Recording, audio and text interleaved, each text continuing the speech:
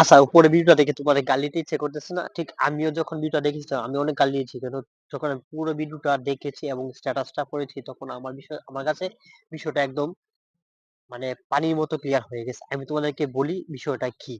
একজন স্ট্যাটাস দিয়েছে। আচ্ছা, যদিও বিষয়টা অনেক নেগেটিভ হিসেবে নিয়েছি আমি, তবে পুরোটা ভিডিও দেখার পর এবং জানার পর আমি পজিটিভ হিসেবে নিলাম। ঈদের নামাজে ইমাম সাহেব ঘোষণা দেয়, যারা রোজা রাখেন নাই আল্লাহর কাছে ক্ষমা চান, লজ্জিত হন, কানে ধরে উঠবোস করেন, জীবনে আর কোনো সময় রোজা ভাঙবেন না।